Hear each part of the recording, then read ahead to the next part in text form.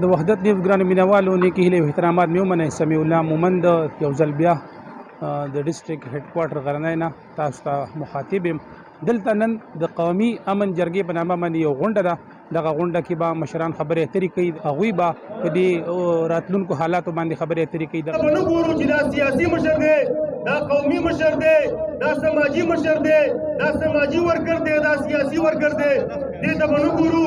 خپلې جنډې به په ځای باندې ږدو، خپلې نظریې به ږدو، خپلې ټوپۍ به ږدو، خو صرف یو د امن جنډه به راخلو او دغه سپینه جنډې لاندې چې ده د امن جنډه ده، د دې جنډې لاندې به ټول په شریکه باندې چې کوم دی هغه نن ورځ موږ ورکړې وه چې دې سټېډیم ته به راجمع کېږو او بیا به د هغې نه بعد یو اعلامیه چې کوم دی هغه په شریکه باندې هغه جاري کوو او د خپل حکومت او خپل ادارو ته به دا وایو چې موږ بس امن غواړو، موږ له نور هېڅ مه راکوه، څه خو دې راکړي هم نه دي او که راکې د ځان سره سنبال کا.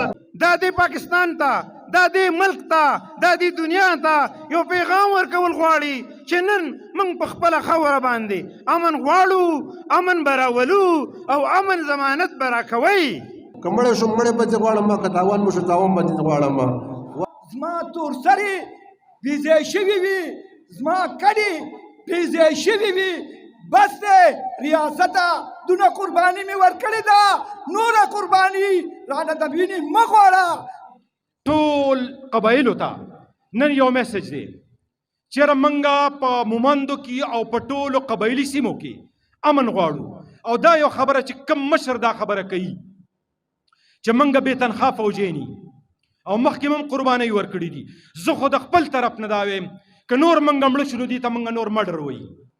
موږ مخکې هم دا چغه ایستلې وه، نن هم دا ویو چې د مومند په خاوره باندې د ټول پاکستان په خاوره باندې امن غواړو. چې موږ امن ولې غواړو، د چا نه غواړو، دا د چا ذمهواري ده؟ یا دلته چې کومه خبره کېږي چې موږ قربانۍ ورکړي دي، نو دا قربانۍ د ولس چې په دې جنګ کې مړ دی نو دا په کوم دغه باندې ورکړی شوي دي؟ زه مړ شوی یم، زه جنازې اوچتومه. آیا تا دې قوم منتخب نمایندګانو ته دا ویلي چې دلته کوم ظلم کېږي د هغه ظلم خلاف به ته په پارلمان کې اواز اوچتې؟ نور مې امید نشته اوچت به یې نه کړي.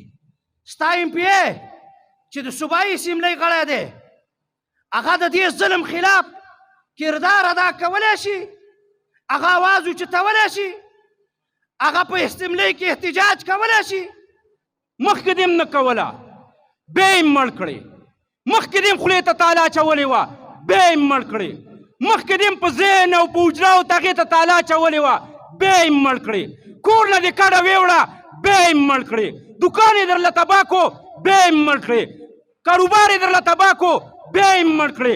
سکول یې درله وران کو، بیا یې مړ کړې. اسپتال یې درله وران کو، بیا یې مړ کړلې. ستا ملا هغه ټارګېټ شو، بیا یې مړ کړلې. ستا مشر چې کوم و هغه یې درله مړ کو، د هغې د پاسې بیا یې مړ کړلې. که ته به بازار ته راللې هلته یې بیا یې مړ کړلې. لکه کوم ځای کې ته پرېښی چې ته ما ته دا نصیحت کې چې خولې ته تاله واچوه، ګینې وجنې دي. د کمې به موږ مړي په غرونو او غونډو پناه ښخو، موږ به تشه جنازې کوو، موږ به تشه جنازې اوچتو او ریاست به خاموشي. د مومند قومي جرګې نه پس مشرانو په شریکه د کیپټن روح الله شهید سټېډیم نه د مومند پریس کلب پورې یو امن واک هم وکړو. د جرګې مشرانو په شریکه د حکومت نه مطالبه وکړه چې مونږه امن غواړو او په سیمه کې د امن راوستلو لپاره د حکومت خپل کردار په صحیح توګه ادا کړي. سمیع مومند، وحدت نیوز، غلنۍ، قبایلی ضلع مومند.